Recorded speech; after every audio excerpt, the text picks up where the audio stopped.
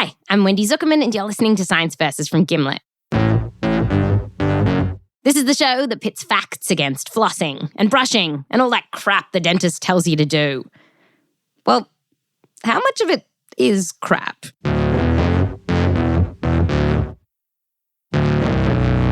Several years ago, headlines started screaming that we shouldn't be so trusting of our dentists, particularly when it comes to flossing.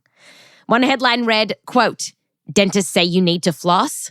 Science says you don't." And people were pissed. Dental news. This week, the Associated Press reported that officials have never researched the effectiveness of regular flossing before cajoling all of us to do it. I floss for a solid week every time I come home from the dentist because I feel guilty. Yes. And it really serves no purpose. And get this. Some surveys have found that most dentists don't even floss every day. With flossing in the doghouse, it made us here at Science Versus wonder how much we can trust anything that the dentist tells us. Does brushing even matter? And what about the stuff they tell you not to eat and drink? Like, there's been this rampage against seltzer for years. Not to burst your bubbles, but is sparkling water safe for your smile? People are literally sipping on through the entire day. And as they do that, it's constantly bathing their teeth in acid. And it is almost as acidic as battery acid. Battery acid? Maybe that should be the new La Croix flavor, am I right? So today on the show, we are giving dentists a drilling to find out what you really need to do for healthy teeth. And I'm telling you, trust no one. Nothing is as it seems. When it comes to the dentist, a lot of us just do stuff. Because I feel guilty. Yes. But then there's science. Science versus the dentist is coming up.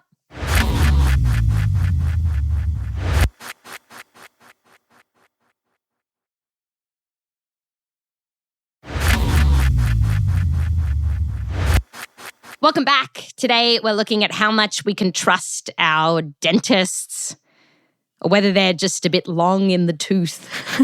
Senior producer Meryl Horn has been sinking her teeth into the research. That's not a thing, right? That's totally a thing. You can sink your teeth into research. No, but the long in the tooth thing, like, that doesn't mean lying. The long in the tooth is absolutely true. I think it's about horses. It's a horse thing. We did ketamine a few weeks ago. Couldn't use the pun there, but I found a way to bring it in here. So Meryl, okay, so why did you want to look into dentists? Because I want to take care of my teeth and my kids' teeth. Like, cavities are super common. Those are the little holes that you can get in your teeth. Yeah, right. And then I know a lot of people lose their teeth when they get older. Like 1 in 6 people who are over 65 don't have any teeth at all. Oh, wow. 1 in 6. Okay. Yeah, in the US. And then besides all that, like, if there are things that we don't need to be doing, stuff that actually doesn't work, then I want to know that too, so I don't waste my time. Yeah, if I don't need to floss, or I don't need to feel guilty about not flossing, that would be great. Yeah. That would be great. Okay, where do we jump in? All right, so let's start with the basics, brushing and flossing, and find out whether doing that stuff actually prevents cavities. Look, if brushing doesn't work, that will be... I will be shocked. I will be shocked. I mean, we're not going to take anything for granted here, you know? Okay. So, yeah, let me introduce you to our first dentist. His name is Philippe Hujoel. As a kid, I had nightmares about losing my teeth. That I was sitting there and I could actually remove one tooth after another. I said, I don't want that to happen to me, So he became a dentist. He's also an epidemiologist and professor at the University of Washington. And he told me about this pretty wild study that happened in the 1970s. Okay. So they got a few hundred kids who were around 12 years old and randomized half of them to be in this special, like, oral hygiene group to see if that brushing and flossing did any good, whether it actually prevented cavities. But this wasn't your standard, like, brush for 2 minutes and you're good to go. You know, for 15 minutes, these kids go into a room, they brush their teeth. So, imagine, after math class, you have to go to a special area. It's called a deplaquing area, where there are toothbrushes, floss, mirrors, all set up. And then you get to work. Oh, God, it's like my worst nightmare. And then to make sure these kids were actually doing a good job, the supervisor used a special red stain so the kids would like see any spots they missed the first time they brushed and flossed. Then the hygienist comes by, shows them, which they missed, and then she removes it. I mean, jeez, it's an incredible amount of effort at trying to prevent cavities with oral hygiene. Way more than a kid will ever do at home, probably, right? I mean, you see a kid 15 minutes in a bathroom, I doubt it. No, yeah. Do you think they will use these staining tablets that the parents will come by, look with a pen light into the mouth and say, hey, you missed a spot on a back molar there? The kids in the control group just got a toothbrush every 2 months and were kind of told to keep brushing at home. But they didn't get these extra, like, special toothbrushing parties on top of that. Okay. And they did this for over 2 years of their lives. So they're in the study from when they were like 12 to when they're like 14. But was it worth it? But was it worth it? All this work? So that was the amazing part. Oral hygiene did not prevent dental cavities. What? Yeah. He said did not prevent cavities. No, the kids who got all that extra brushing and flossing did not have fewer cavities. And it's not just that one study. There are 3 studies that did similar stuff, and Philip did a review of all of them, and none of them found that brushing and flossing worked to prevent cavities. Yeah. Are you kidding me? No. Whoa. So why doesn't it work? Because dentists have told us a very neat and tidy story about why brushing is supposed to help. You've heard it too, right? Yeah, of course. Like the brushing gets rid of the plaque. That's where the bacteria live, and the bacteria are what cause cavities. So yeah, I was surprised too when I saw this. But okay, there is something that you should know before you throw away your toothbrush altogether. The toothpaste was missing something big: fluoride. It's always very important to stress. If these kids would have brushed with fluoride, you would have seen a reduction in cavities. It's the fluoride. It's highly effective. How solid is the evidence that brushing with a fluoridated toothpaste does work to prevent cavities? Extremely solid evidence, yes. Many, many randomized clinical trials, which were starting in the 60s, and it keeps on going. So yes, the evidence there is unequivocal.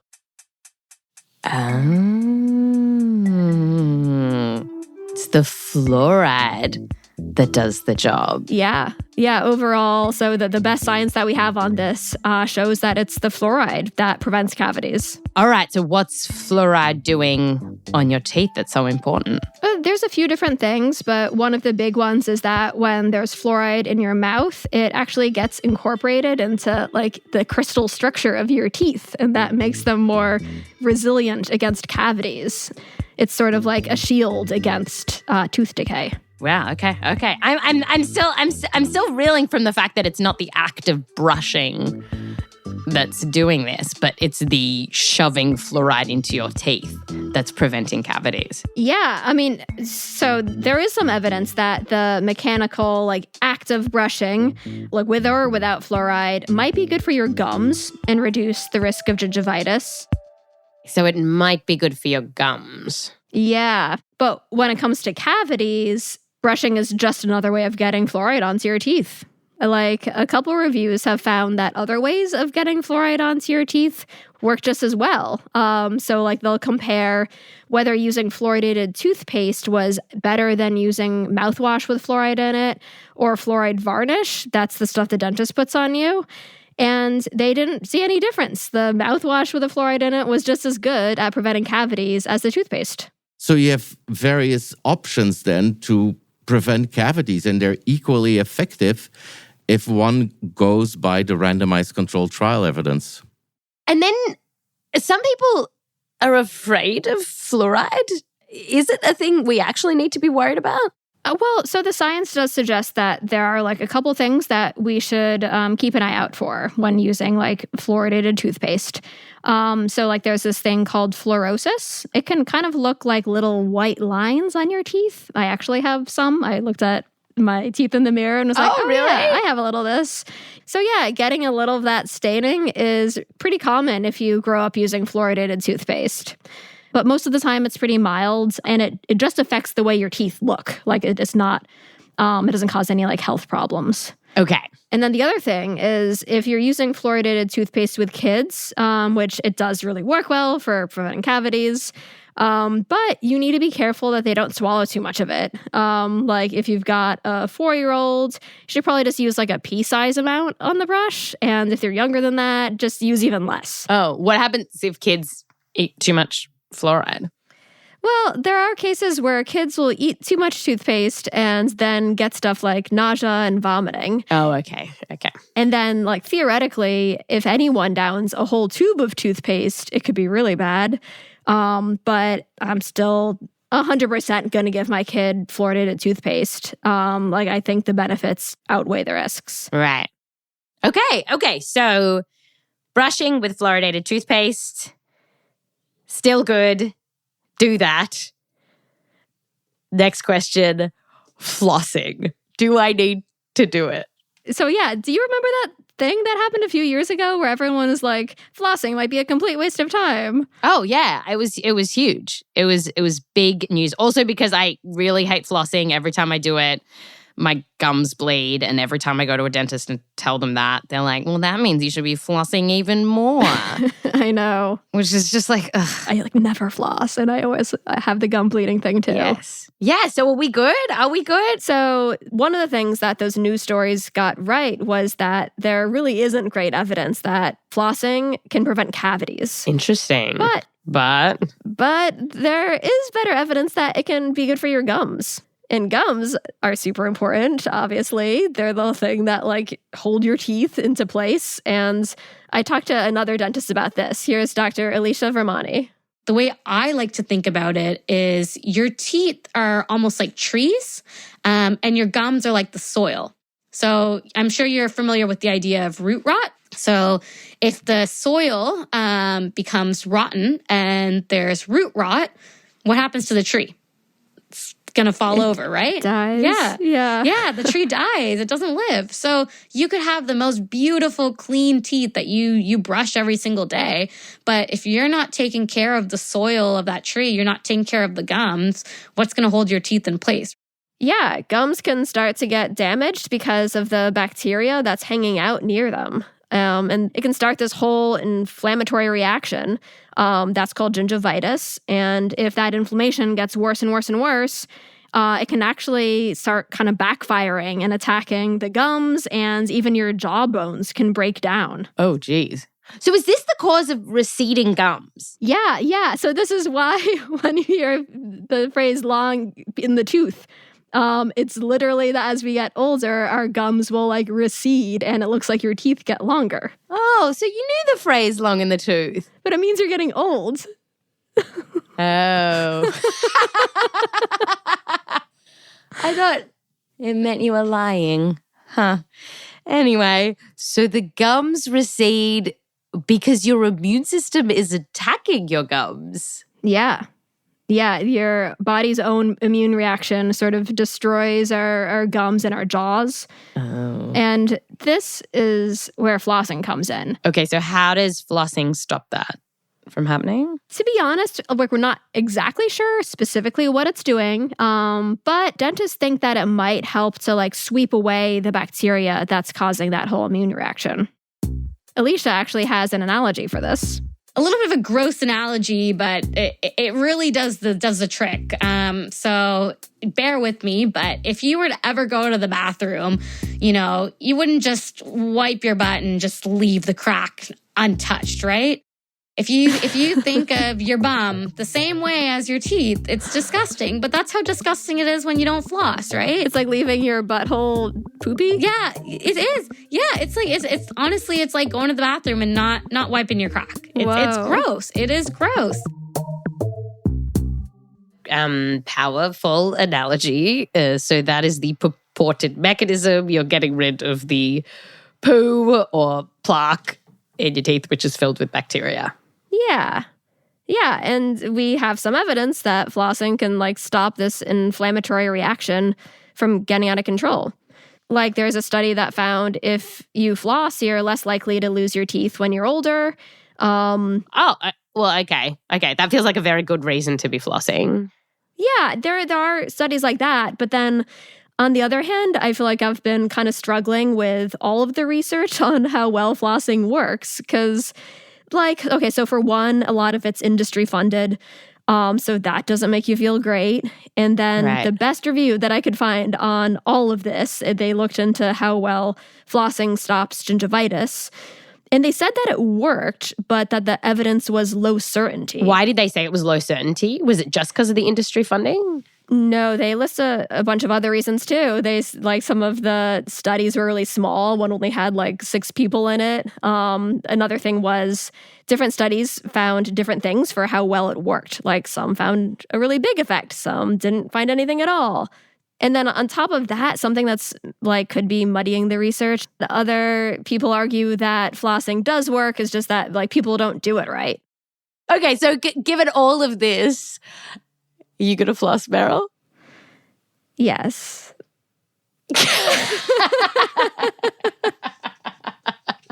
We're going to get right on that. yeah, I can tell. Okay, so after the break, what's going to happen? After the break, we're going to send an undercover agent to find out if all those fillings the dentist tells you to get is really just filling up their wallets. Ooh.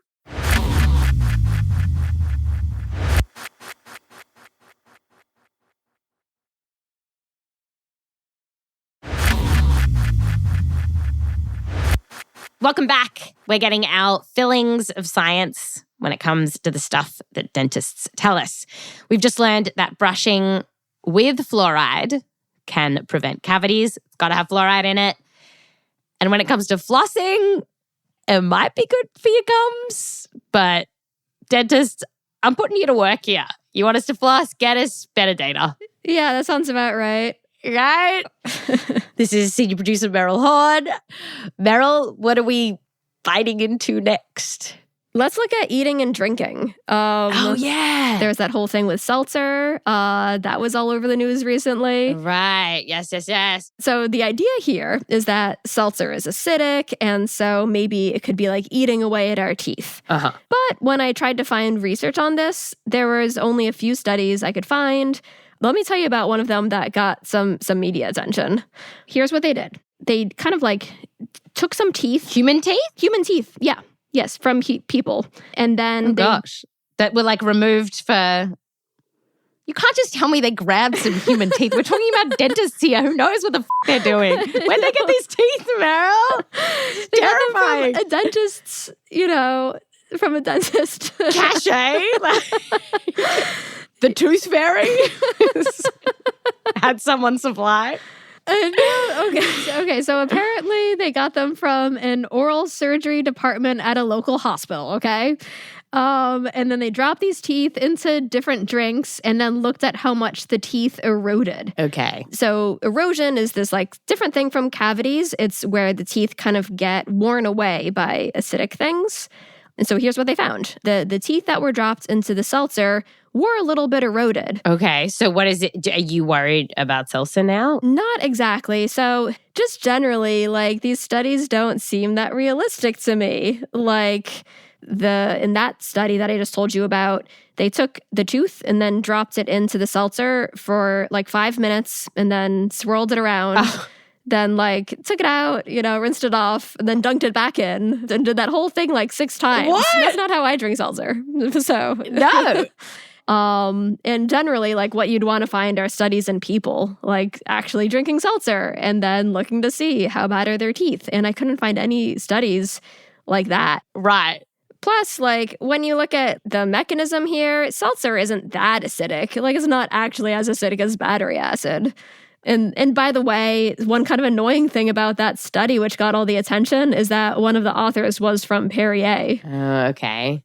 Is coffee okay? That is also acidic, right? Yeah, it's sort of a similar story with coffee. Like there's a little bit of research on human teeth saying that it can wear them away, but I haven't been able to find any like convincing studies in people actually drinking coffee showing that they have more problems with their teeth.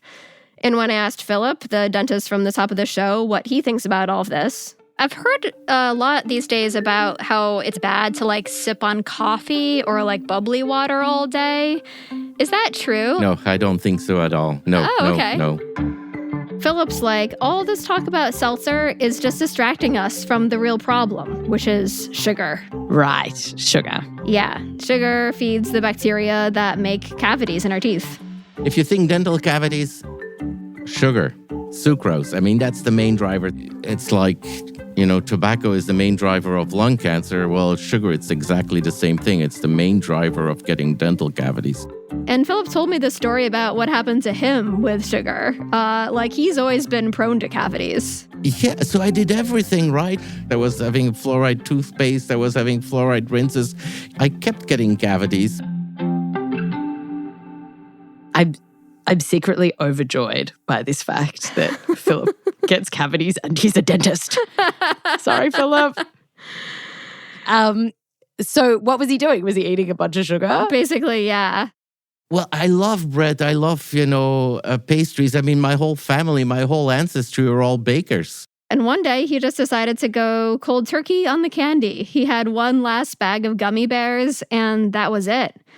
And it worked. He's never had another cavity. Oh, wow.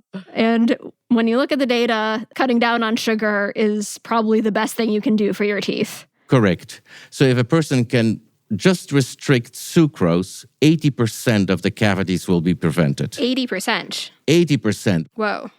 80% is a lot. Yeah, it is. And that number actually comes from people who are fructose intolerant, who can't eat certain carbs or sugars, and they get like 80% less tooth decay than other people. So Philip eliminated sugars from his diet. That feels rather extreme. Yeah. Do we need to be doing that? I mean, studies find that like the more sugar you eat, the more cavities you get. It's definitely not an all or none thing. So even if you eat sugar, even if you just eat less sugar, you should be getting less cavities. And if you're getting a bunch of cavities, like it's not just sugar, genetics plays a role here too. But overall, sugar is really the thing that makes or breaks your teeth. Okay, there's one more thing that I wanted to look at, and that's like what is happening at the dentist's office. Can we really trust them when they tell us we need to get all this stuff done? Right, yes, because it's like often when I have gone to the dentist for just like a cleaning, they'll be like, oh, you need a filling here and a filling there. And I do just trust them. I have a lot of fillings. Did I need them all? Yeah, I want to know. And I found this amazing study. The goal of it was to find out how often dentists recommend treatments that aren't really necessary. It was run by Felix Gottschalk. He's an economist, actually. He's from Germany, but he lives in Switzerland now. In the end, it's a study that is very entertaining to talk about. Felix and his team found a guy. He was a student at the university. And the plan was to get him to pretend to be a patient and then send him out to a bunch of different dentists and see what they tell him. This is amazing. So first they had his teeth carefully examined by 4 dentists that they trusted, who used the official Swiss Dental Association guidelines to figure out what type of work he really needed. And there was one little spot that was sort of the beginning of a cavity, but all 4 of these dentists independently said that it didn't need treatment. So 4 out of the 4 dentists agreed that he could just brush at home and then get it checked in a year. Okay, so that's our undercover agent, our fake patient. Then Felix had him hit the road. So we sent one test patient to 180 dentists. Oh my God. Within almost 1 year. So this test patient visited 5 dentists every week for 1 year. That's a lot. For 1 year, yeah. Did he ever want to quit? No, he never wanted to quit because we paid him well, I guess. So they have this guy do this great dental tour of Zurich in the surrounding countryside. And then Felix looked at the data. So are you ready? I'm ready. What on earth did all these dentists say? All right. So first, the good news. Most of them said that he didn't need any treatment. About 2/3 of them told him that he didn't need any fillings at all. But then about 30% told him that he did need work done, that he did need fillings, and in some cases, a lot of them. In around 1/3 of the visits, the patient was advised to be given between 1 and 6 fillings. 6 fillings? Oh, wow. Yeah, and he didn't need any at all. Altogether, these unnecessary treatments would have cost an average of around 500 euros. Whoa. And the filling recommendations were all over the place in his mouth. One interesting detail is that treatment or filling recommendations were given in total for at least 13 different teeth. Huh. 13, but you knew already that he didn't have anything like a cavity on most of his teeth. What does that mean? Yeah, well, we don't really know what it means, but we just can say that this is quite strange. Or, it has a taste, as we say in southern Germany, right? It has a taste, like a taste of crap, like a taste of bullshit. Yeah.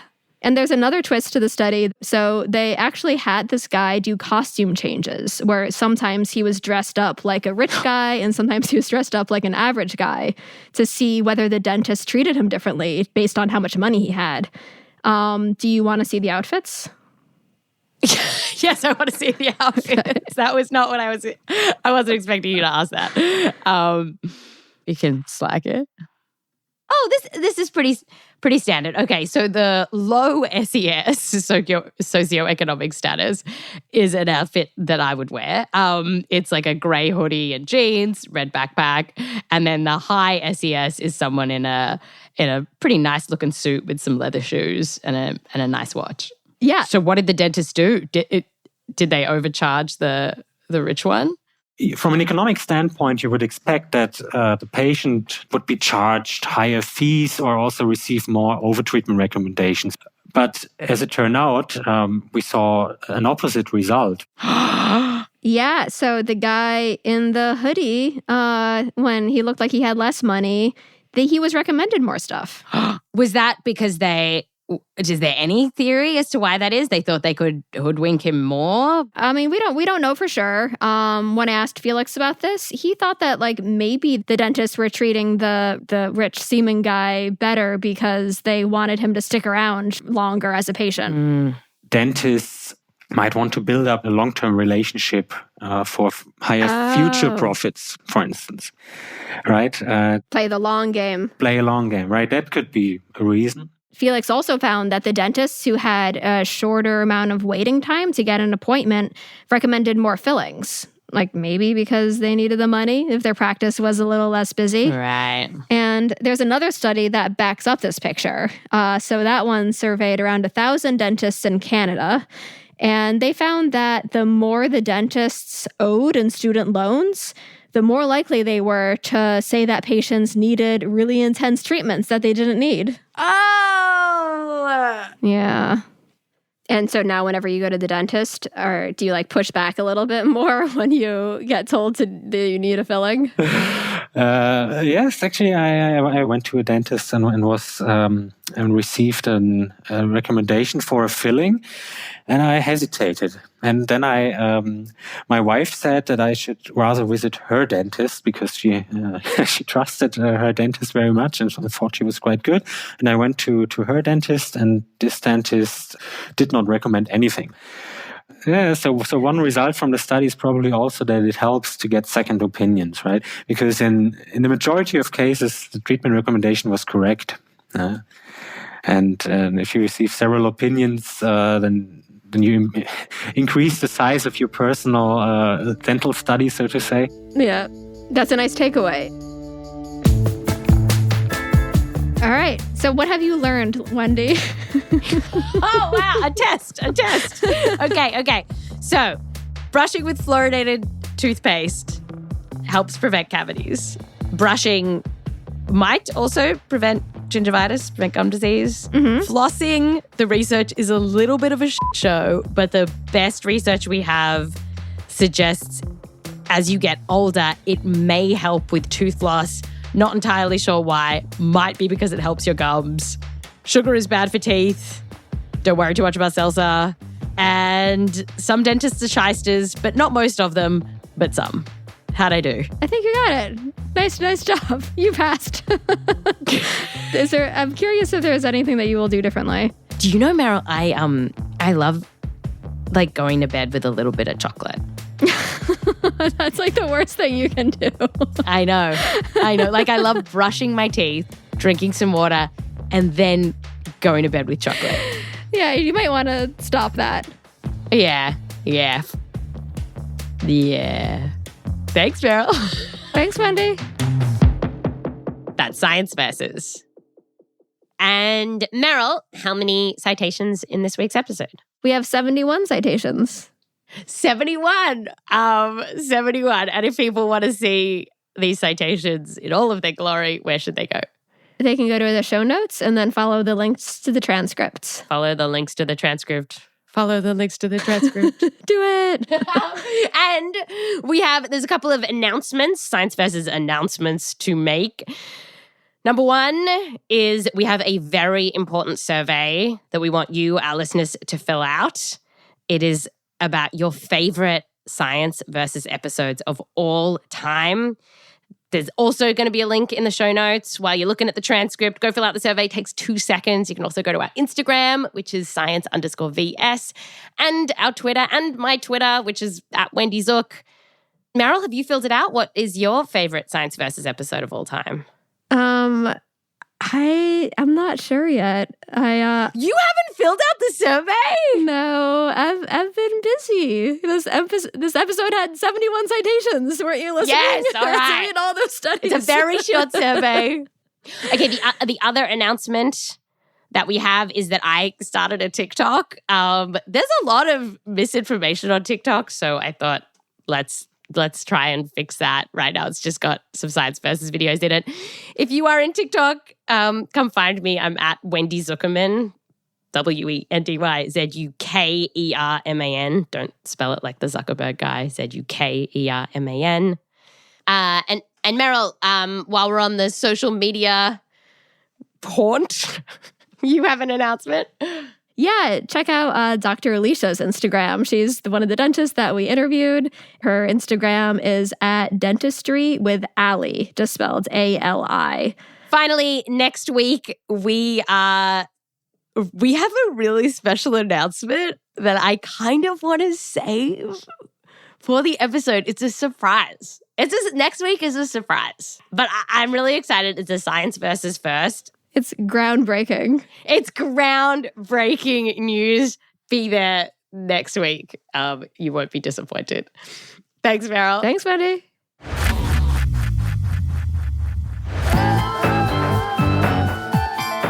This episode was produced by Meryl Horn with help from me, Wendy Zukerman, Ari Natowicz, Rose Rimler, Michelle Dang, and Joel Werner. We're edited by Blythe Terrell. Gimlet's managing director is Nicole Beemsterboer. Fact-checking by Erica Akiko Howard. Mix and sound design by Bobby Lord. Music written by Bobby Lord, Peter Leonard, and Bumi Hidaka. Thanks to all of the researchers we spoke to for this episode, including Dr. Joshua Emrick, Dr. Arosha Virakun, Professor Stephen Peckham, Professor Marie Bismarck, Professor Stephen Levy, Dr. Abdul Ghonaim, Dr. David Okano, Professor Christophe Durefour, and Dr. Patrick Fee. A special thanks to Chris Suter, the Zukerman family, and Joseph Lavelle Wilson. Science Versus is a Spotify original podcast and Gimlet production. Follow Science Versus on Spotify, and if you want to get notifications every time we put out a new episode, tap the bell icon in your app. I'm Wendy Zukerman. Back to you next time.